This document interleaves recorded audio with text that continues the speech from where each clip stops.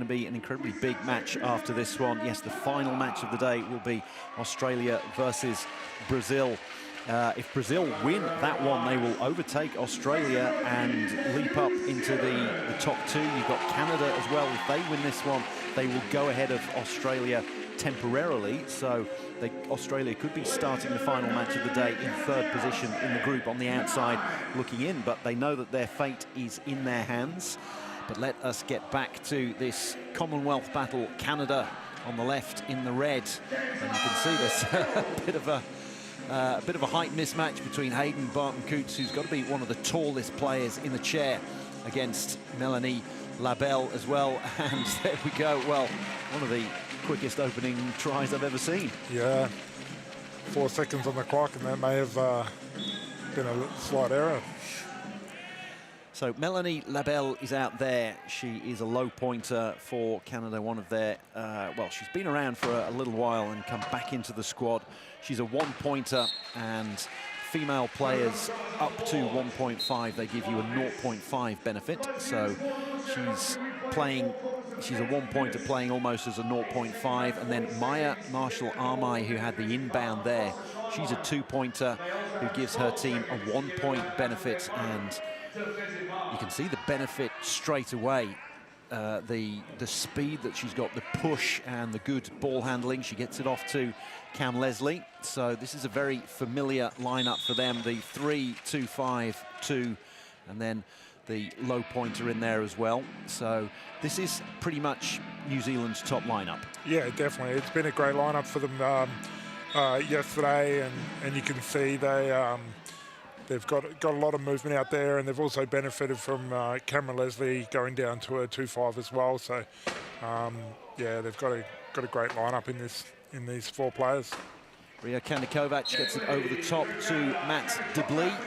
Seeing a fair bit more of Matt Deblee. He's a 3-pointer who's got a fair bit of international experience, but the problem is if you're behind Zach Medell in the pecking order, he tended to be used as a backup when Zach Medell wanted a rest. And anyone who's seen Zach Medell play knows that Zach Medell never wants a rest.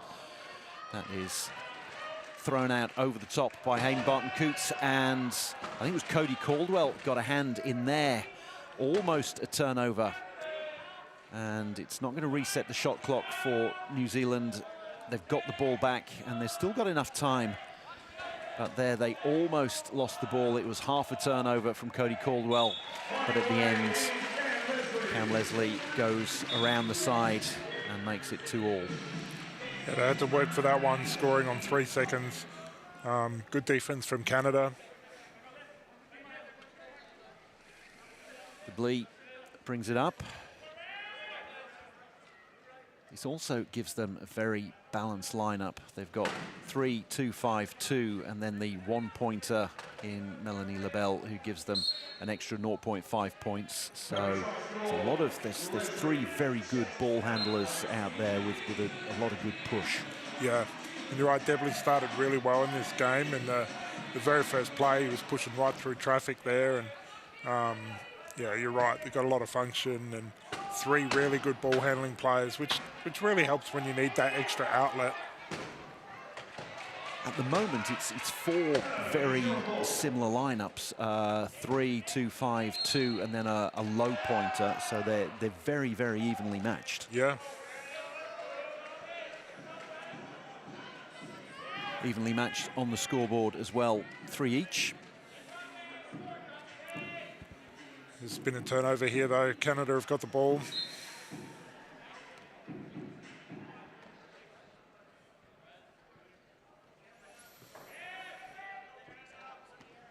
Setting up slowly, setting up their key offense, because there's a key defense from the Wheel Blacks.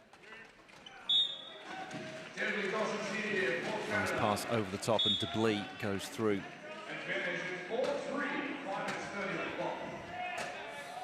Big opportunity for him without Medell around.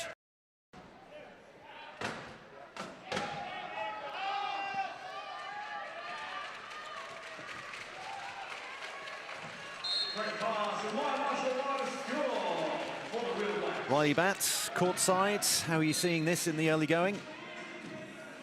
Yeah, it looks like there's been a few very close ones for New Zealand. They've been lucky to pull out with a few, I guess, goals there. But what I've been impressed with this tournament is throwing you back a few days, watching Canada that first game. They're a Canadian side I've never seen before. They were making unforced errors that we've never usually see. However, they look like they've got their composure now and they're playing Canada rugby where it's controlled, lots of passing, spreading the court well. So let's see if they can continue this on. New Zealand's been impressing everyone here as well. They're obviously playing a little bit of a, let's say, Ironman rugby where they're running sort of a similar lineup. However, they've been holding their own. So I'm very impressed by New Zealand. It's going to be a very interesting match. Going back to Canada, Riley, do you think that the early nerves that they were shown, the fact that they're playing without Zach Medell and trying to have to sort things out without the get out of jail free card or the magic wand that is Zach Medell? Oh, absolutely. It all goes through Zach. No matter what they do on the court, that's what they've used for a numerous amount of years. He's always played full court times. And I think also, like we see on the court right now, we have, I think, number 11. Sorry, he's got number 4 on right now for Canada. He used to be number 11. Fabien Lavoie, he has been retired for a year or two, and I think trying to play with him again, it might be a little bit different. He's playing really well, but just a little bit different than Zach, obviously. So it looks like they're getting it all happening now. They're starting to work it out, and they're playing some good rugby, and they could potentially still, you know, somehow get in the final tomorrow. They could indeed. Thanks, Riley. We'll come down to you on a regular basis throughout this match.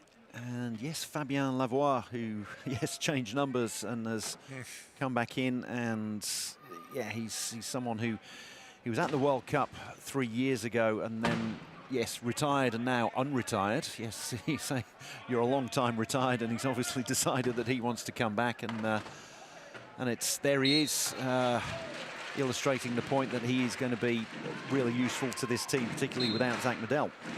Yeah, I think looking back at the mistakes they were making were a lot of ball handling errors, which, you know,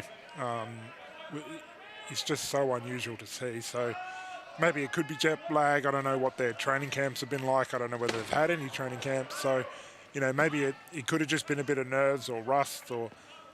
But yeah, it's good to see them back playing good rugby. You know, you would hate for that to continue for them. And huge hit from HBC there on Fabien. Timed it perfectly as Fabien, I think, looked maybe like he was trying to lean in for a reach, and his chair was completely off balance. So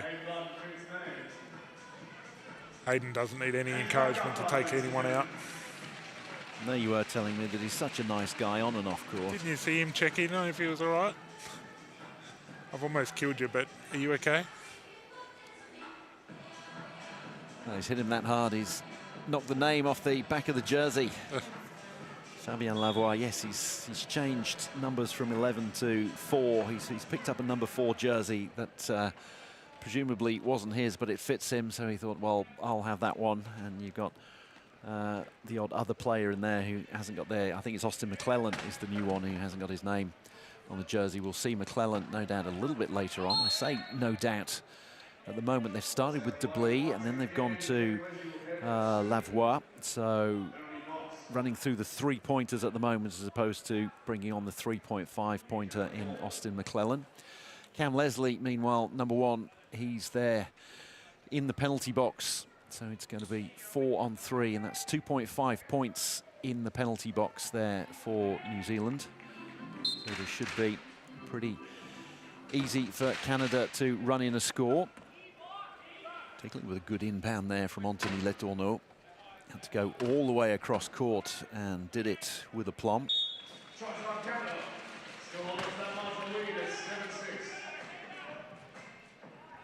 Canada have set on that baseline trap. New Zealand have decided not to call to Cameron to call it. They know they can get that ball in the HBC. Yeah, and they've done really well to get that in. Let's see if they can finish the playoff. Need to get the ball over the halfway line within 12 seconds. And there we go, the familiar combination, Barton Coots to Leslie. And nice screen, very nice screen run there by Gareth Lynch. He's one player we haven't mentioned yet, but doing his job there to perfection. Yeah, he's got some big wheels to feel over. They've had some great one-pointers over the years with Bill Outen and Jai White. And, yeah, he's come along and he's doing really well. People tell me he's a nice guy, ladies and gentlemen. Obviously, the stadium announcer can hear us. They can hear you, Ryan, and he's laying some hits. Is Hayden Barton-Coots. And we were talking during an earlier match, no doubt, Germany, Netherlands, where we were talking about the fact that there are different styles of rugby around the world depending on the continent. Yeah, we definitely play more of a physical style of rugby down here, and yeah, it's not uncommon to be laying hits like that. Marshall Armai to Leslie, and manages to stay inside the sideline. And goes all the way back. Hands off to Barton-Coots, and over they go. The teams matching one another try for try.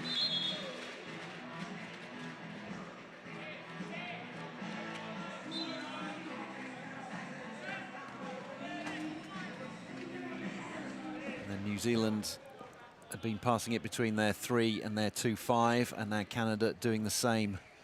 Lavoie to Kanda Kovac. Lavoie with a big hit. Kanda Kovac trying to knock Marshall Armai over the line. And Maya says nothing doing. So when you've got a little bit of time and you want to set up an attack, you want it in the hands of your best player. Was that a reaching foul there? Yeah, it was. So it resulted in a penalty goal, so they get their try. It looked like the referee believed that scoring was going to happen regardless, so they don't bother sending the player to the penalty box. They just allowed the penalty goal. Now, is this a turnover? No, it isn't. It's saved by Cam Leslie. And here we see the advantage of having 3 ball handlers, 3 people with a lot of function and a lot of push. Maya Marshall Armai used to be a 2-5. She's now a 2.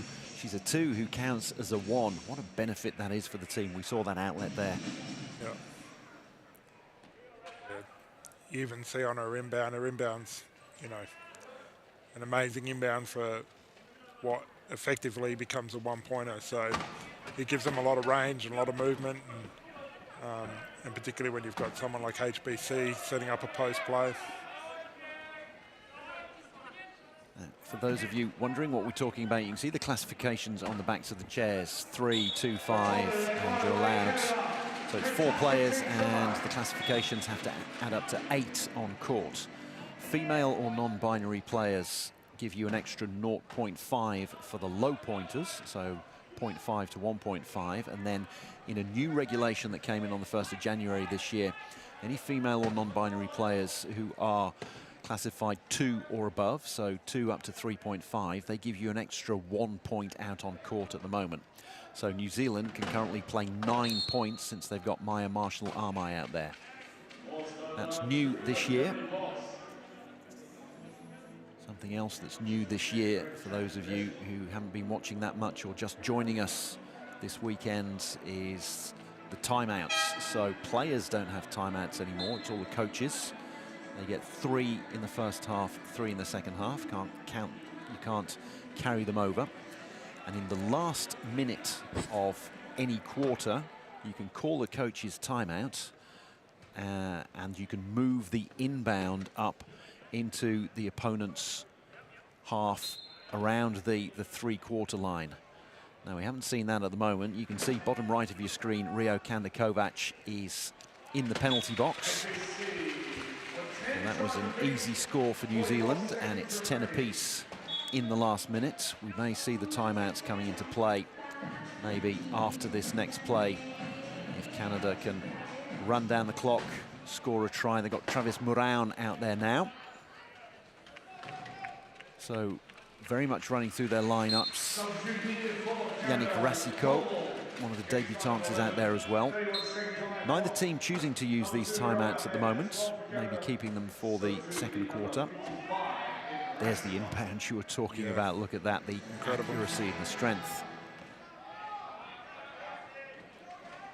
It was a bit surprising before. New Zealand had an opportunity with Rio in the penalty box to set up a trap and you know, try and dictate their defense, but they just chose to score the goal. And it's a couple of times we've seen that missed. I don't know whether some of that is the lack of playing time and maybe just not as switched on to some of those little things that get done, or maybe they just have decided that it's not going to work for them. But it's interesting to see that so many teams have missed it this tournament.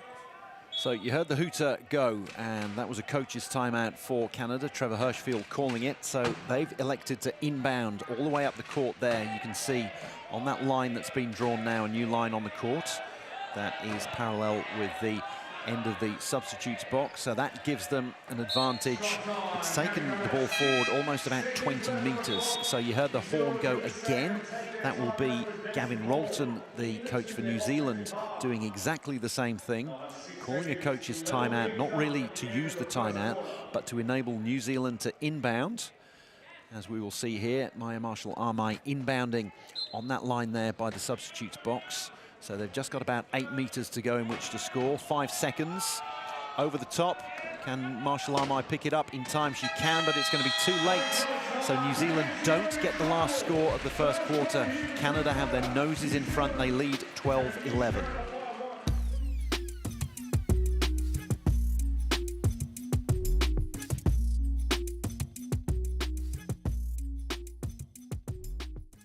Life's busy, so eating well should be easy. That's why I love Light and Easy. With a huge range of ready-to-eat healthy meals from around $8.50 each, there's no prep, no stress, just great food that keeps me going. And if you're an NDIS participant with meal prep and delivery in your plan, you may only need to pay 30% of the cost for your meals. And with so many flexible, affordable options every single week and no locking contracts, I can order what I want when I want it. Healthy living made easy? Yeah, that's Light and Easy.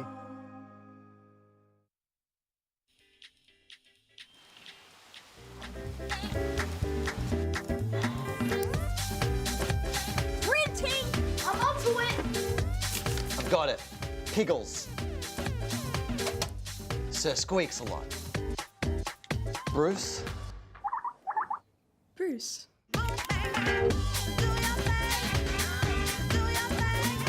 With all the latest tech, make bigger things happen. To get into the team was absolutely incredible. I've been wanting to be part of the Steelers team for a long time now. Your plan partners really helps with everything in my day-to-day life.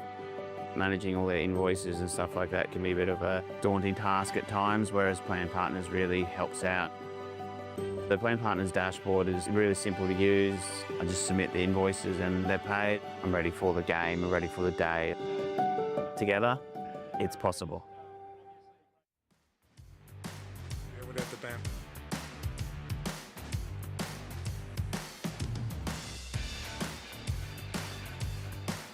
Some of the younger players, well, this is the debutante for Brazil.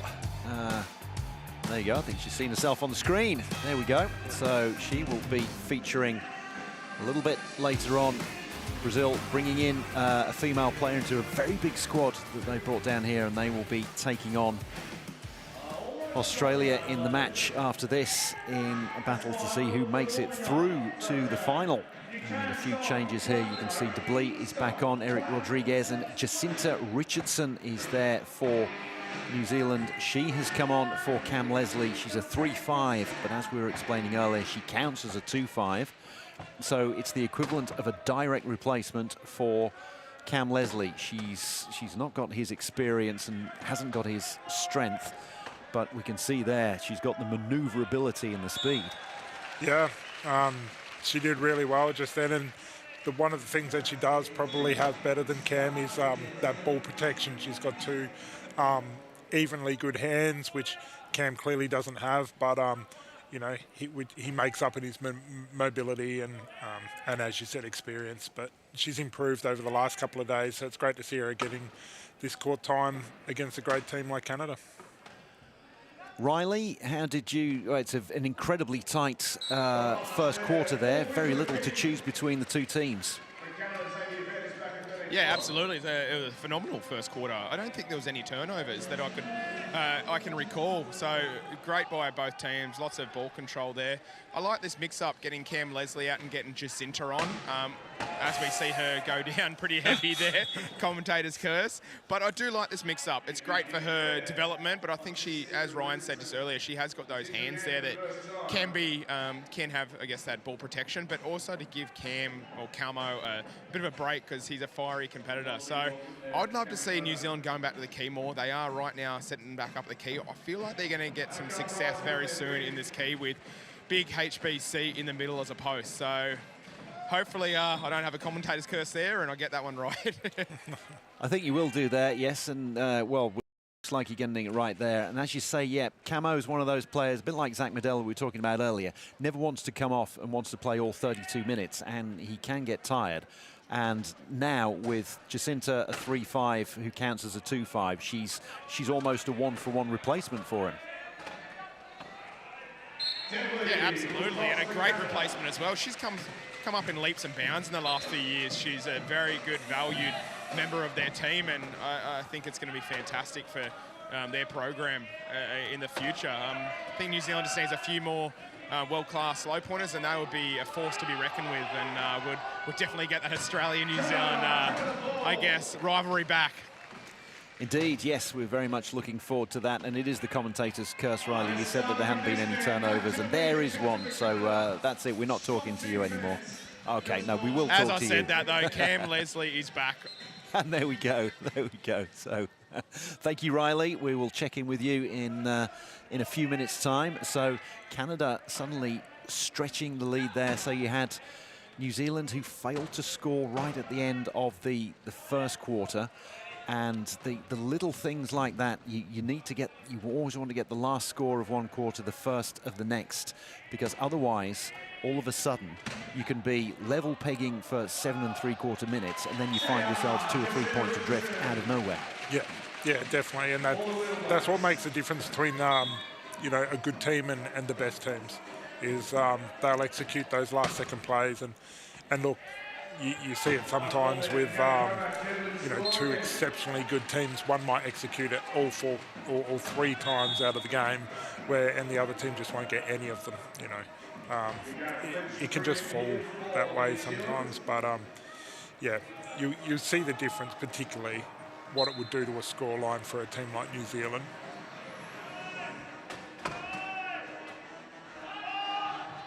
Bunted inbound, and that has found nobody. Now the shot clock doesn't, or the match clock and the shot clock, they don't start until the inbound has been touched, but you haven't got infinite time to make an inbound. You've only got 8 seconds, and it can be quite a pressure situation, particularly on a low pointer there.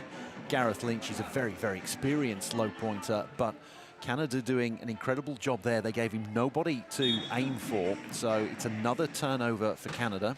An awkward corner inbound, but made to look very easy there by another very experienced player. Cody Caldwell gets it to Rio Kandakovac, who decides to set up and then hands it over to Caldwell. And back they all go for their key offense up against the key defense of the Wheel Blacks. Popped over the top. And that's how you execute. You can see, we spoke about the Brazilian key offense. Canada run a very similar thing, but you can see the experience that they've had with that offense. It's always a pass play, but they run it so smoothly. They know exactly what they're doing. They've done it for years, and they just bide their time. When somebody's in there, they just pop that pass over, and it almost looks too easy the way they do it. Cam Leslie back on, as we were talking about earlier. So Jacinta Richardson only out there for a minute or 2. Gave Camo a little bit of a spell.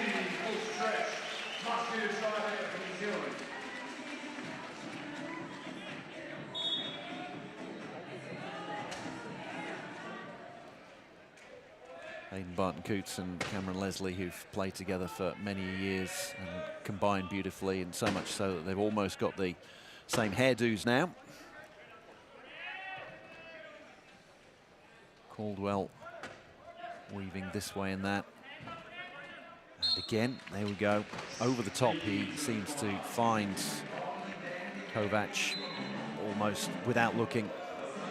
Yeah, they're just in the right spots. It's like they must have just trained for these key offense over and over, and we've seen it as far back as Garrett and Mike Whitehead and Dave Wilsey. They've all done it over the years, and it's been tried and tested for these guys. Garrett Hickling, one of the first players to be elected to the Wheelchair Rugby Hall of Fame. One of the legends of the early days of wheelchair rugby, and has been involved behind the scenes, and he was a co-coach for, he was an assistant coach for Patrick Cote, who was the coach up until the Paralympics last year, where they didn't have the greatest success. Canada, they got through by the qualification tournament, so the last chance saloon, which Australia did as well, and Australia went all the way to bronze, and as we've said a few times this weekend, they were just a minute away from making it through to the gold medal match. Again.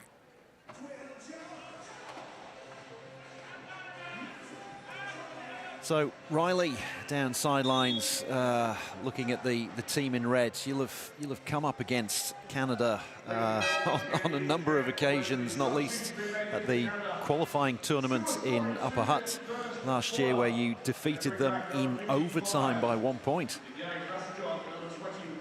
Yeah, thanks for bringing that back, buddy. That's bringing me a little bit of stress, and I'm sort of thinking about the greys in my beard from those times. But yeah, the team in red right now.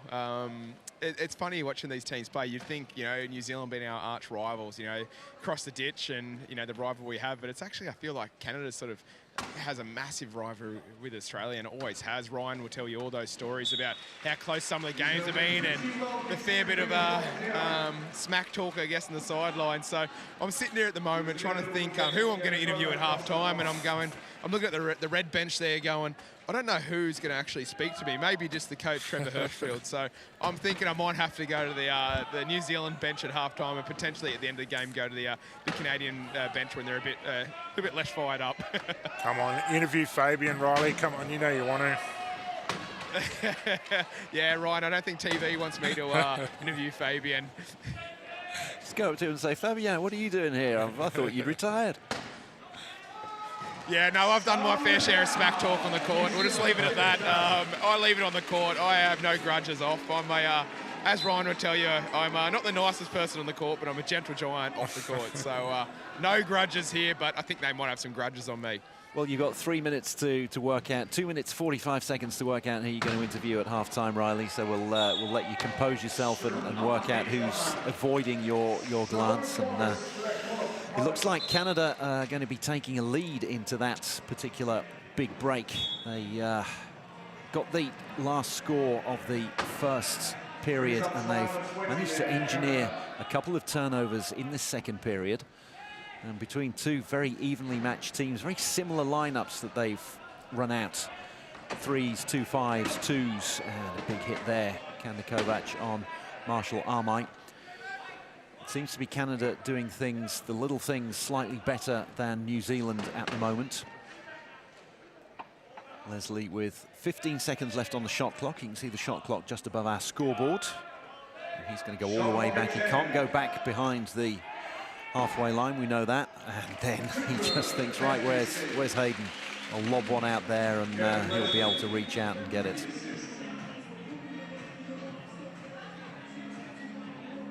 Anthony Letourneau needs a wheel to be readjusted.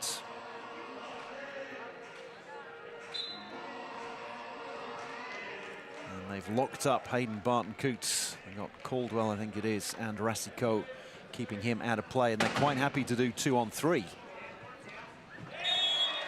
Well, half a turnover. It's not going to get them any points, but... No, but it forces them to inbound again, which is another opportunity. And look, Tony was close to going over the line there, so it was very close to a turnover. And yeah, good try by them. Hopefully they can put some pressure on here. And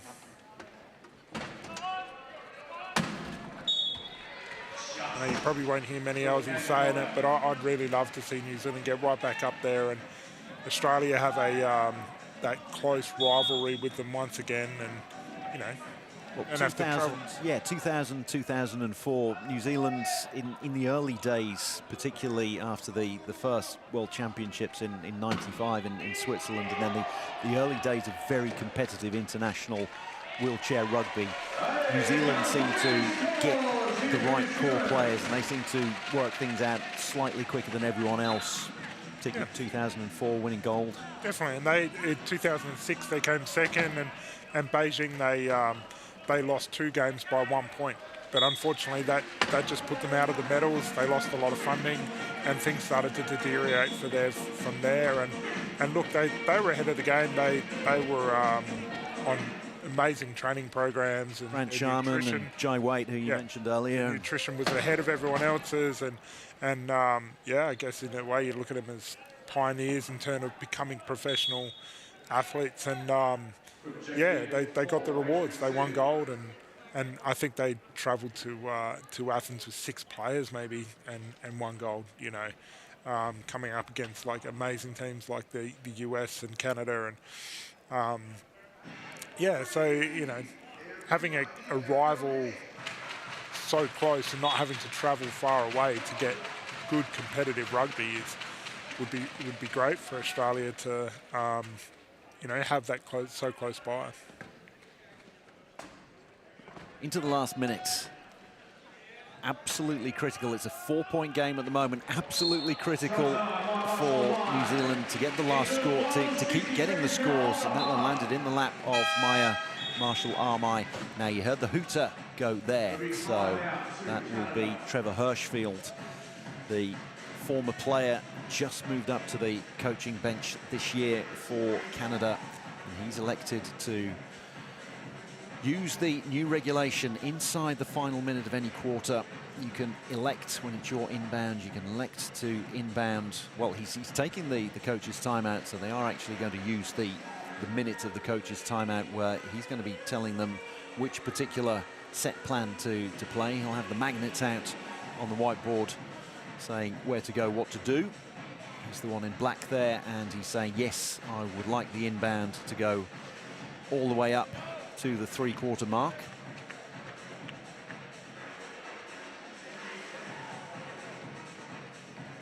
Got beef with everyone at the moment, HBC, hasn't he? He's even picking on the referees.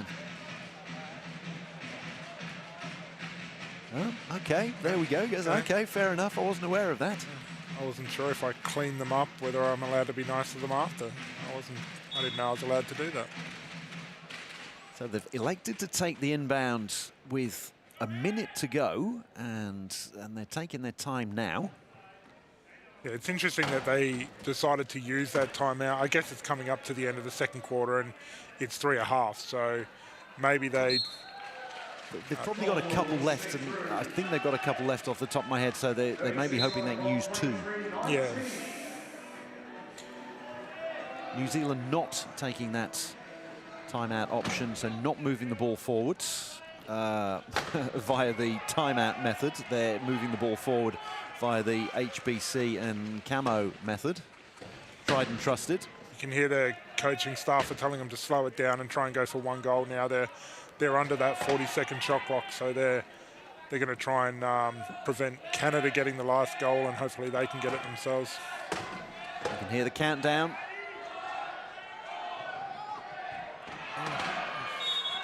Ball goes loose. 1.8 on the clock, and New Zealand's ball still. Well, it went off Marshall-Armai, and then I think Eric Rodriguez was asking who it came off last. And it was Kanda Kovac who puts an arm up there. Well, he's prevented a try for the moment. So 1.8, corner inbound. Shot clock starts again now. Right, Canada with 1.2 seconds left.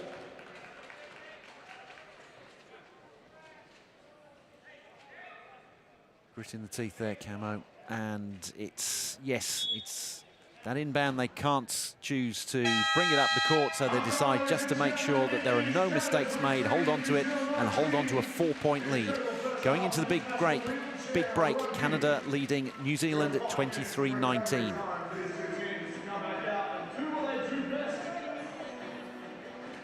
Well, the first half was pretty much it was a half of two halves. It was a half of two quarters, and at the risk of saying things that are incredibly obvious, but no, the first quarter very tight between the two, and there was nothing to choose between them. Canada ended up getting the last score, and I don't know if that slightly knocked the stuffing out of New Zealand, but Canada came out of the blocks very quickly in the second quarter, got some early turnovers, and opened up a 3 or 4 point gap and managed to maintain that throughout the second quarter. Yeah, we did see when Cameron Leslie came off, it gave them, they did get a couple of turnovers, and then Canada have been able to maintain that goal for goal after getting a little bit of a lead. Jacinta Richardson featured very briefly, just for a minute or so, and well, the players who haven't been featuring much, they're out there at the moment, but the rest of the players are having a break. We're going to have a break as well, and we'll come back for the second half in a couple of minutes' time.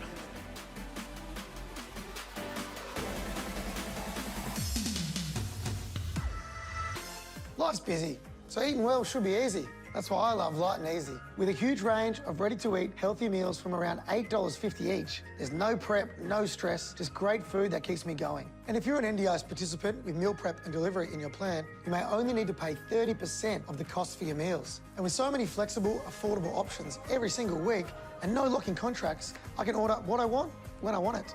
Healthy living made easy? Yeah, that's Light and Easy.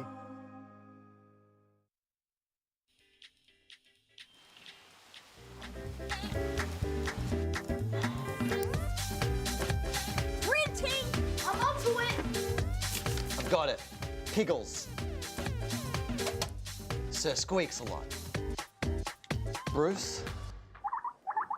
Bruce.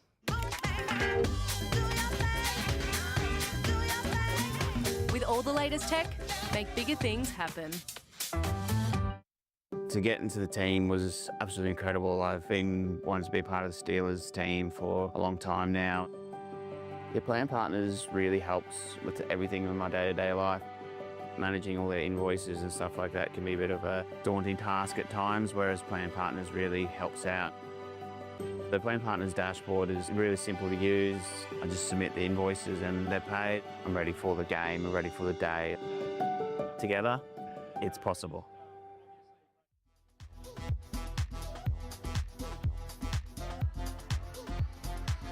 Back for the second half of this penultimate match of day 3 of the 2025 Santos Wheelchair Rugby World Challenge. The penultimate match on the penultimate day. It's the penultimate group game in this 6-team group.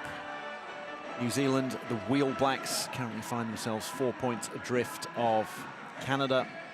The team in red, a very balanced lineup. You can see Caldwell, Brown, a couple of mid-pointers there with probably 3 decades of experience between them. Younger player in Rio Kandakovac wheeling in. Stu Robinson down there to the left of your screen. Team GB high pointer. He's a gold medalist, and he's down here for the second time that he's been down here and guesting in not the World Challenge, but in the national competition in Division 1, and came incredibly close last year with Victoria. Took it to overtime against New South Wales, and on Sunday there will be a final of the national competition of both Division 1 and Division 2, and of course there will be a final of this World Challenge. First time that the Steelers, the Australian wheelchair rugby team, have played on home soil in 7 years. and they will be up next in around half an hour's time after the second half of this match for their final group game, where it looks like they're going to need a win if they're going to top the group, if they're going to finish in the top 2 and make it through to the gold medal match. So still everything to play for. They're playing Brazil, and Brazil could overtake them, would overtake them with a win. So it's pretty much a winner-takes-all. Chris Bond, we heard him speaking earlier to Riley Batt, saying that it was the equivalent of a semi-final, and that's exactly what you want for the final group game. This is also a semi-final to a certain extent. Fabien Lavoie gets the ball off Anthony Letourneau. If Canada win this, they're guaranteed to finish in the top 2. New Zealand want to win it to finish 3rd or 4th, and that would get them into the bronze medal match. Some experienced players coming out here for this second half. Yeah, you can see Canada have got an early turnover here already with Fabian coming back on court. This lineup actually did really well for New Zealand the other day, so it'll be interesting to see how it goes. Mike Todd out there. Yeah, there is a little bit of inexperience, I guess, with maybe just the Jacinta really, but overall it did really well. You can see here Canada were playing what you'd probably call like a T defense. They had 3 players there that obviously identified the passing range of Toddy, and then there was a player above that trying to stop the long ball, but Toddy just couldn't get that ball in above that line, I guess T defense, but where they'd set up with the 3 players low. Incredibly experienced Mike Todd, and he was called for 8 seconds before he inbounded. It used to be 10, now it's 8. A lot of... Cam's been called for 4 seconds in the key here, so he'll go to the penalty box for the 40 seconds or until Canada score.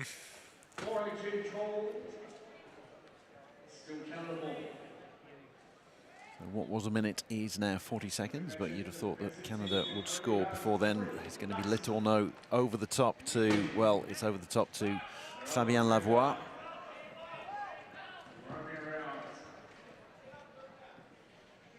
As a French speaker, I call them Anthony and Fabien, and it's Tony, it's Fabien, and exactly, yeah.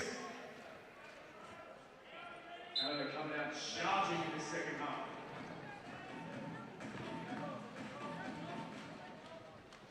Last year we had talking about guests in the national championship when we saw Stu Robinson and Shinichi Shimakawa is there this year. A couple of Brazilian players as well, 2 Brits, Ollie Mannion and Faye West. And we had the French 3-pointer, one of the best 3-pointers in the game, Jonathan Hivernat, who was down for the West Coast Enforcers last year, and we're trying to Aussiefy his name as much as we can and calling him Johnny Hivernat.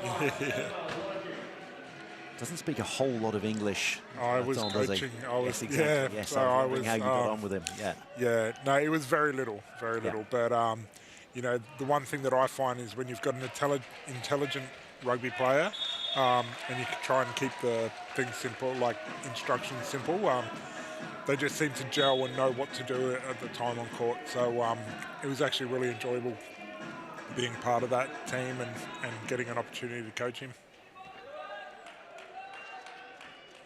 New Zealand key defence. The lead has stretched now for Canada to the 6-point mark. You never want, it's 7 points now. You never want to look at the scoreboard and see yourself 7 points down. That seems to be quite a mountain to climb. And particularly that one just bounces out of the lap of Maya Marshall-Armai.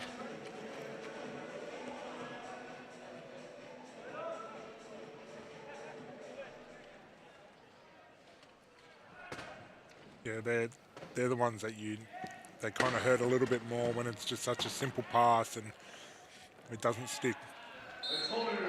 Such a preventable mistake. Unforced error. Yeah. And she was lacking in hand-eye or arm-eye coordination. That's a terrible one, isn't it? Yes. So, Canada well clear here in their final group game at the Wheelchair Rugby Challenge, World Challenge here in Adelaide. Adelaide, one of our favourite cities.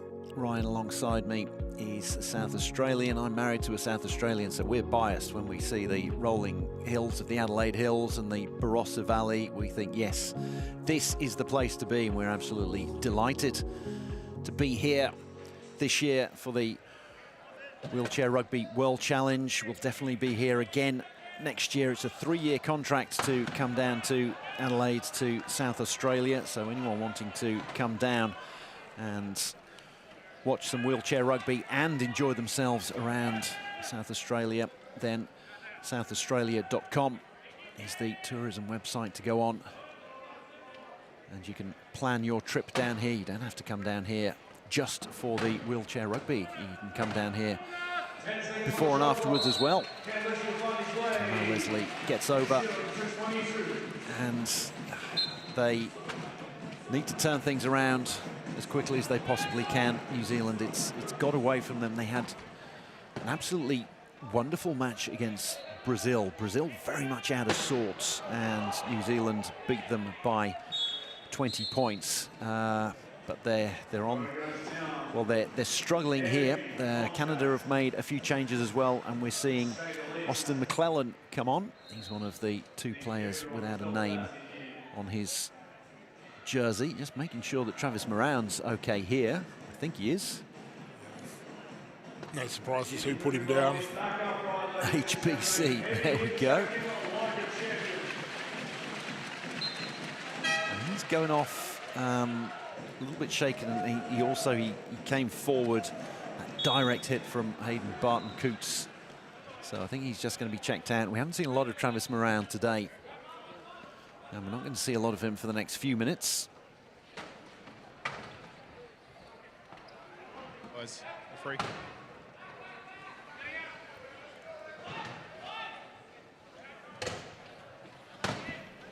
Hayden Barton-Coots weaves his way through. We're going to check in with Riley Batt courtside. Yeah, guys, that was a huge hit sitting here on court side. Hayden Barton-Coots knocking out Travis Morale. They're all giving him high fives on the sideline. Not Hayden Barton-Coots, they're giving Travis Morale some high fives on the sideline. Looks like he smacked his head or his face pretty hard. Could be some claret. Typical Canadians love their ice hockey, so it looks like they're all cheering him on and giving him some positive vibes. But I'm sitting here reflecting as well. Tried to get an interview at half-time and went to the New Zealanders thinking I might get one. And I don't know if they were busy or didn't want an interview from me. They knocked me back, so I'm sitting here wiping my tears away and maybe thinking they might be holding a little bit of a grudge on me from years gone past. Okay, Riley, we'll carry on talking to you. We'll carry on throwing down to you. You can interview us. We'll interview you, and we'll make sure you. It must be tough for you here. How are you enjoying being on the sidelines and talking about it rather than playing? I was just thinking that just then, Drew. I'm actually sitting just behind the goal line. I'm waiting for the referees to tell me to move, to be honest, because I wanted to get as close to the court as possible. And I actually feel like I'm in the game. So maybe I do miss the game that little bit. Who knows? It could be the last time I get back in this close to the court with the amount of depth coming through the new Australian side at the moment. So, no, it's unbelievable having this role, sitting on the sideline, watching some world-class athletes, and watching the youth come through, to be honest, too.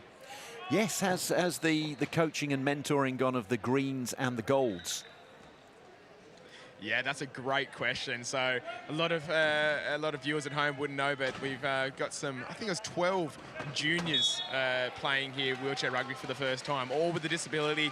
All these athletes would be able to be classified in wheelchair rugby. So I've been trying to coach both teams today, and I tell you what, I'm absolutely drained from it, but it's been such an amazing feeling, and I'm seeing the development of these kids already and the competitive nature. So look out, Brisbane 2032. We might have a new look Australian side.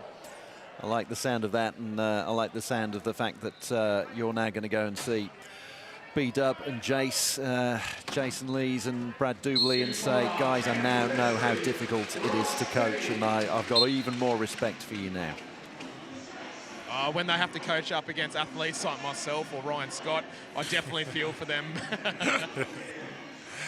Thank you, Riley. We will check in with you later. Canada have run this up to an 8-point margin now and just taking their time. They're running through virtually all of their players as well. So we've got Austin McClellan out there, the number 3, who's set up the far side of the key there. You can just see him top of your screen, Mike Todd and Cody Caldwell. That's been a battle that's been waged over the past 10 years or so. McClellan, the youngster, gets it to Letourneau, who finds himself, he likes being in that part of the key, rolling back over the line, a familiar position for him there.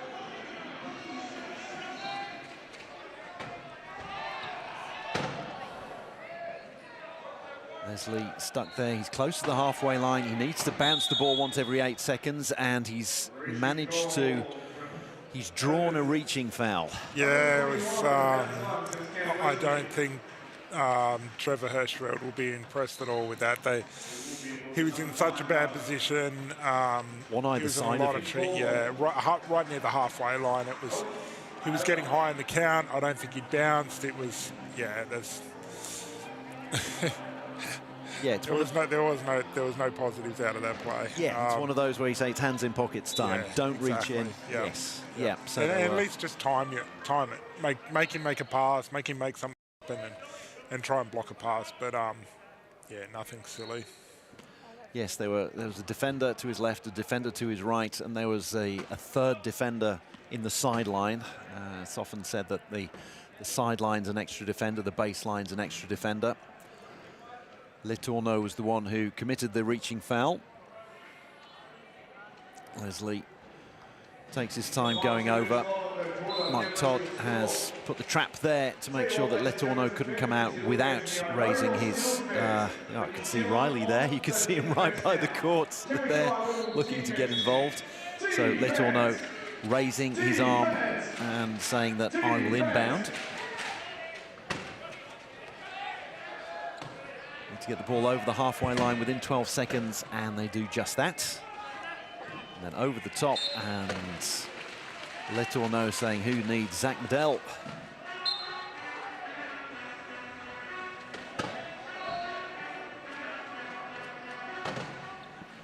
No one in the substitute box there. You can see that alongside coach Trevor Hirschfeld. You can see that there are some substitutes ready to come on for New Zealand, though. That's something that hasn't changed.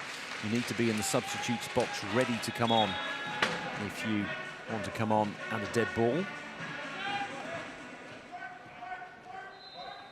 8 points the difference with 90 seconds to go. I'm not sure what happened there between Toddy and Lynch in the centre of the court there, but they just ran straight into each other. No one else was around. For once, it's not Hayden Barton-Coots laying a hit. He only hits the guys in red, doesn't hit his own. No friendly fire. Sorry, it was Mitchell, I think. Almost stolen. McClellan doing very well there. Shot clock is going to be counting down into single figures now. You can hear the Kiwis counting down on the bench.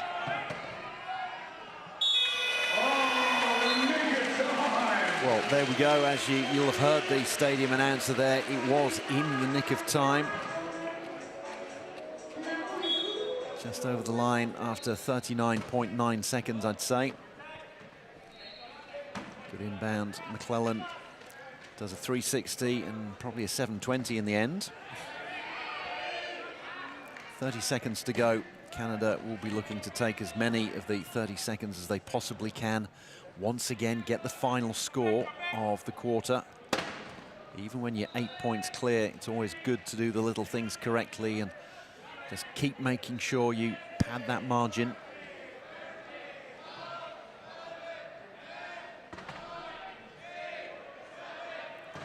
You can hear the countdown with a different accent this time. McClellan goes over with 2.8 seconds to go. You hear the buzzer, and that will be Gavin Rolton, the coach for the Wheel Blacks, taking his coach's timeout to enable the Wheel Blacks to inbound from the three-quarter line. Number 7, Mike Maxwell is back in there, so too is New Zealand. Also enables them to make some substitutions. Maya Armai with the inbound. We know it'll be a good one. Who's she going to aim for? HBC. He's only got 2 seconds to get it in there to Camo. And that's a set play. That works. So a point for New Zealand right on the buzzer, but they are 8 behind Canada. Canada leading it 37-29 as we go into the final break.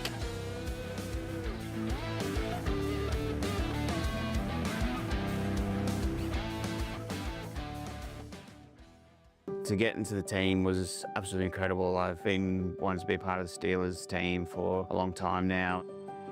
Your playing partners really helps with everything in my day-to-day life.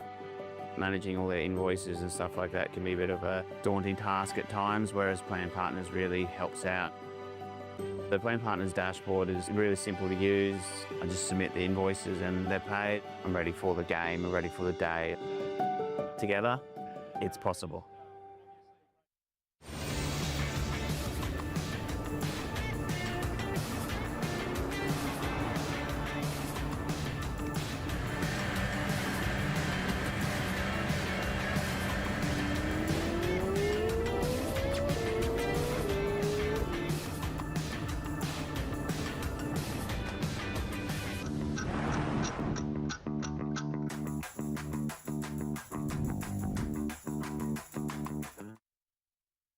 Suncorp is giving every home in Australia a voice.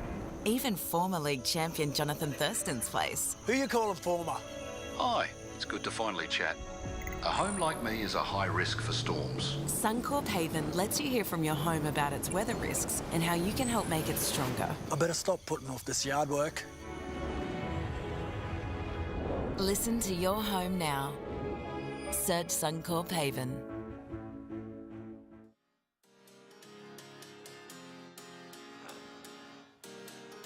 Fans here at the SA Netball Stadium getting their mobile phones out, getting the lights on.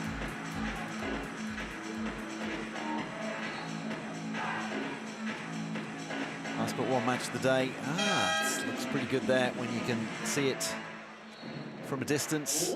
Plenty of fans here, and there'll be even more fans in 15 to 20 minutes time when the Steelers come out for the last match of the day.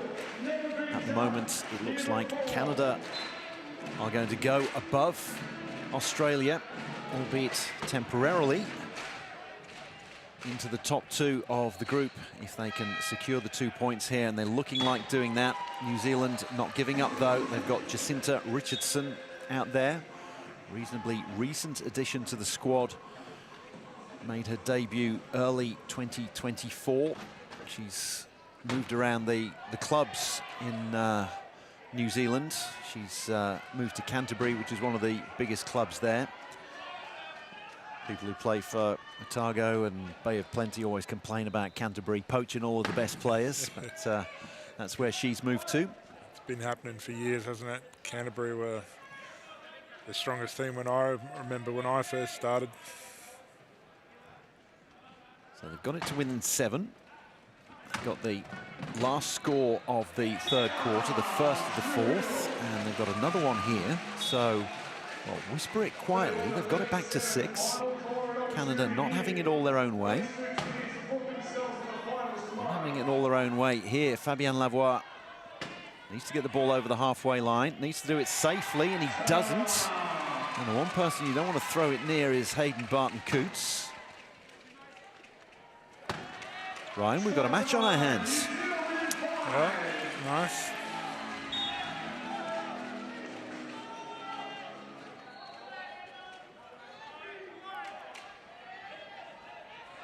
I said, Ryan, we've got a match on our hands. Riley, we've got a match on our hands, haven't we? We absolutely do. You guys might not have seen it, but the end of that quarter, the end of the third quarter, there was so much passion and energy in there. We had Latorno and Leslie. A little bit of a scuffle, and the ref had to get involved and sort of break it up a little bit and give them both a bit of a warning. So there's obviously some want here and a bit of passion, and you know, this could have fired up the New Zealand team. You can see you've made about a 3 or 4 point swing right now. So I love that about sport. It's all the camaraderie right there and all that energy and passion. So let's keep an eye on the New Zealand team if they can keep steamrolling like they are right now. I love the fact that that's very Australian of you there, Riley. You describe a scuffle as camaraderie. It's, so they were at one another's throats, but it's still all camaraderie, and we're all part of the big wheelchair rugby family. For some reason, Ryan Scott's always told me that a little bit of scuffle is camaraderie, so maybe I need to look back at the dictionary and get that one right. So, got it back to within 6 points, and it looks like it's going to be 5 points here because it's 4 on 3. Canada going with another of their debutants out there, and that's William McCrate, a one-pointer. There he is there with the moustache. Let all know he was the one who was involved in the scuffle slash camaraderie. So, 5 points.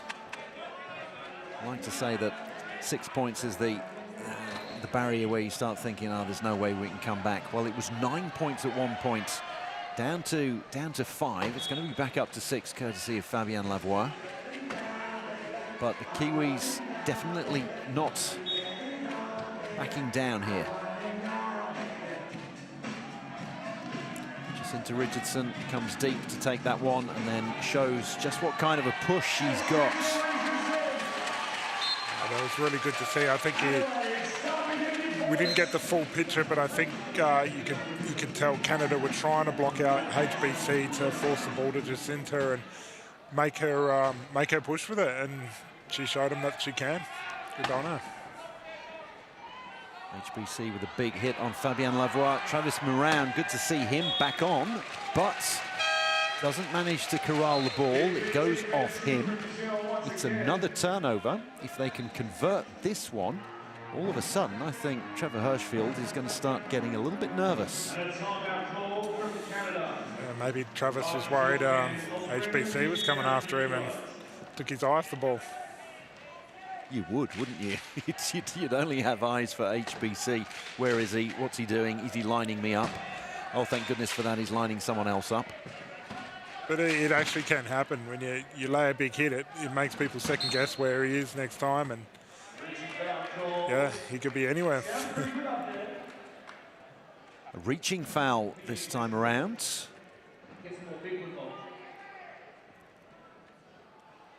Riley, this is quite a turnaround here for New Zealand. Yeah, absolutely is. And you've just seen Canada's come out now with what we call a midpoint lineup, what's a very balanced lineup. Sort of everyone can sort of handle the ball, but no real high pointers. But I want you to keep an eye on Lynch from New Zealand, the one-pointer. He's doing a really good job at baseline trapping the inbounder, and I feel like that's sort of ruining a little bit of Canada's offense and their structure that they like to run. So keep an eye on number 2, baseline trapping. He won't do it this play because he will trap the penalty box. But if you see him trap the baseline, let's see for a little bit of a disruption in the offense for Canada. Thank you, Riley. We certainly will do that. Hayden Barton-Coots comes over for number 2. There he is. And he was putting the trap, 2 of them, putting the trap on Travis Moran. And down comes Lynch. Managing to spring the trap there. Kanda Kovac thinks, well, let's take a little bit of time off the clock. And they're already, you'd have thought, they're going to be getting a little bit nervous, Canada, and wanting the time to expire sooner rather than later.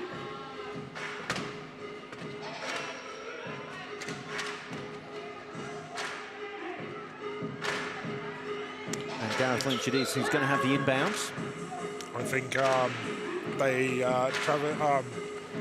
Cody had kept him in the key and forced him to then call inbound. On your offense, you're only allowed to be in that key for 8 seconds, and that starts from when the whistle goes. So yeah, he would have put a lot of pressure on if he'd stayed there. Unfortunate there for Gareth Lynch. There's a lot of things he can do, but he hasn't got the trunk strength and the upper limbs there where you couldn't really corral. It was a very good pass from Jacinta Richardson. Ideally, a player of that level of function really wants to be getting the ball on the move, pushing onto it. Instead, he was just above the halfway line, facing towards the sideline. Very little room to move and adjust, and yep. you know, and he had his back exposed to Canadian defenders, so he was in a really bad position. But to be honest, that can all stem from forcing him to inbound. It throws Canada off their, it threw New Zealand off their original game plan. Players were out of position, you know, and just something little like that can force a turnover. And although it didn't come off the inbound, it resulted in forcing him to inbound, and then all the play being put off from that.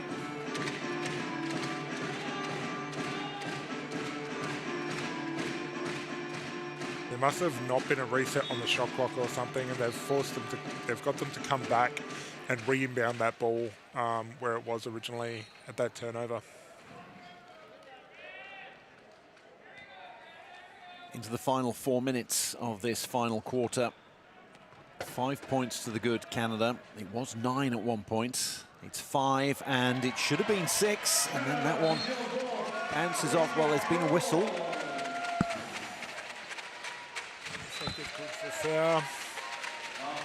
New Zealand will come back and take it from there, and Rio's going to be going to the penalty box for the 40 seconds.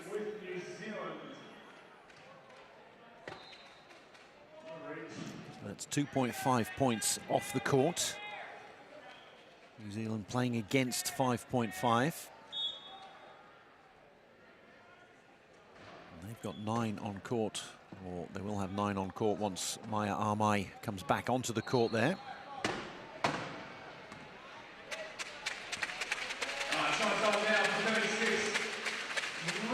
Barton Coots make sure that the trap has been set on Rio Kandikovac. Oh, and on Travis Moran. So the double trap there in front of Kandikovac and Moran.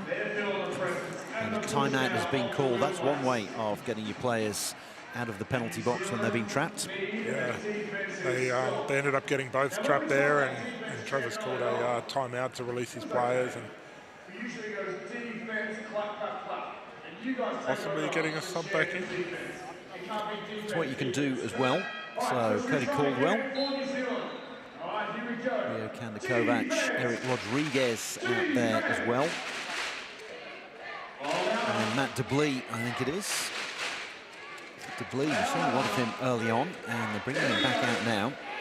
Really is a very strong squad in terms of the depth when you look at McClellan, Lavoie, DeBlee, Kandikovac. A lot of options for the high pointers.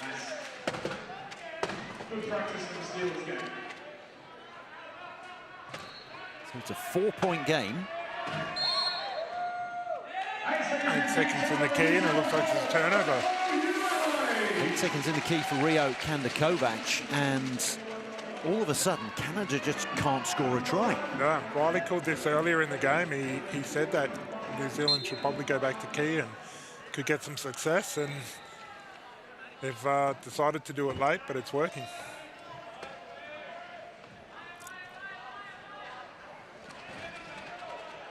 I would say that Brad Duberly needs to be nervous for his job, because Riley might be gunning for him and to take over, but I know that Brad watches absolutely every match back, and he'll hear me say that, so I'm not going to say that, even though I just have. Leslie spinning around this way and that. They need to score reasonably quickly, but the main thing is they need to score. Try.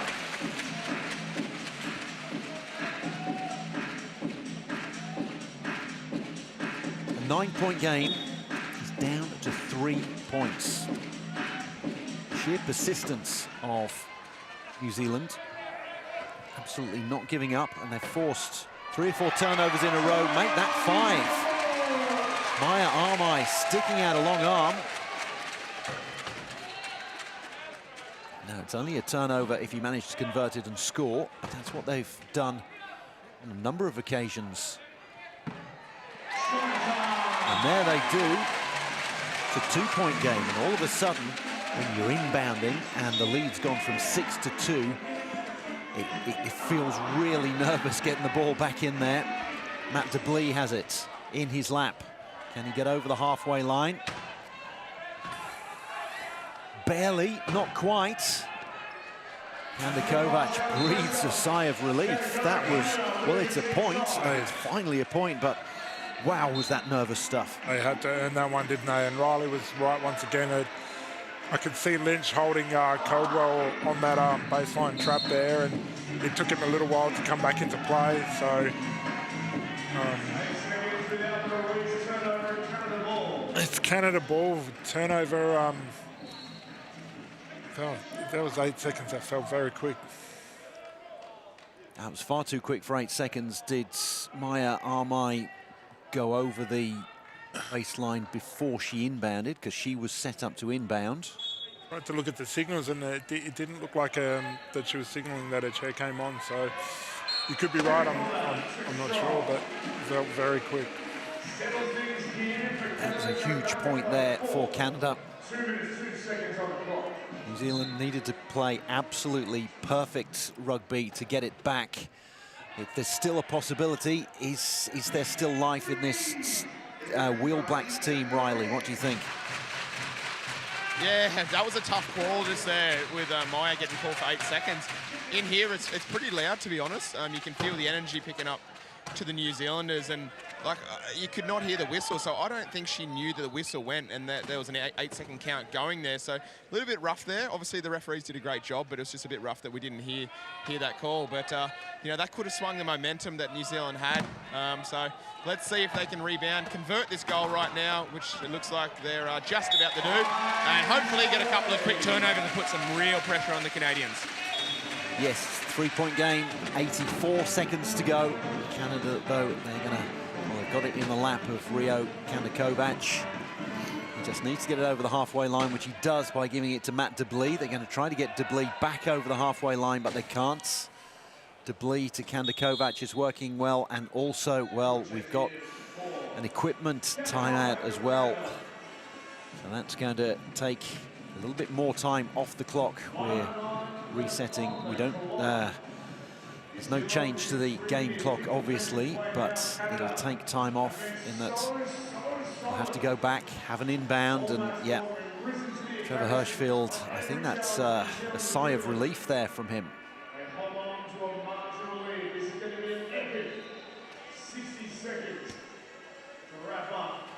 Low-scoring game overall. Yeah, we have seen a few low-scoring games. I'm wondering if it's the number of turnovers that is changing that. You know, we're normally seeing games get into the 50s. But yeah, this weekend I have noticed that the scores are a little bit lower. New Zealand ball. Well, there's one of the turnovers they needed. We're into the last minute. You can hear the hooter going. So, into the last minute, barely in the last minute, but forward they go. They're going to inbound from the three-quarter line. Now, Ryan, you noticed something the last time they did this particular play. All of the Canadians went with Hayden Barton-Coots, and they didn't necessarily have to. No, this is 57 seconds on the clock, but obviously this will allow them to hopefully score quicker and give them more time to try and get back into the game. They're trying to keep out Cam Leslie for as long as they can. Camo gets it over the top to HBC, who gets through there. So they've scored with around, just took 10 seconds off the clock. They need immediate turnovers. I don't know if that was done purposely or not, but it appeared like Canada were trying to almost play like a line defense below them to make sure they received high and then transition into key. Yeah, it's already looking interesting if teams are starting to think of how to defend this or how to attack this. Yeah, tactically it's going to be really interesting to see how it changes over the next few months and tournaments. Tit for tat here. We're in the final minute, of course, so Trevor Hirschfield, the man in black there, he's done exactly the same thing, called a timeout and has used the timeout to speak to his players and also to move the inbound deep into Wheel Blacks territory. And Deblee, well, electing not to score the easy point. I think he got a route straight to the try line, but he's deciding to get the best of both worlds. He takes 10 seconds off the clock and he gets the score.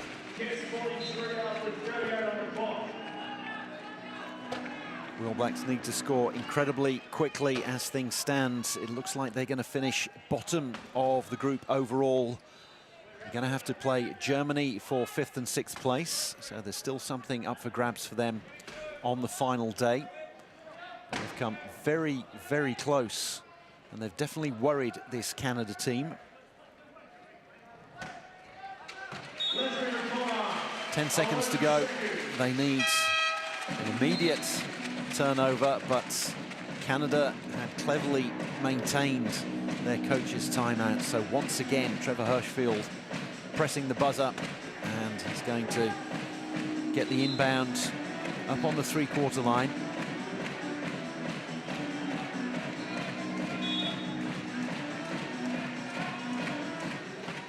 Deblee surely now is just going to hold on to it.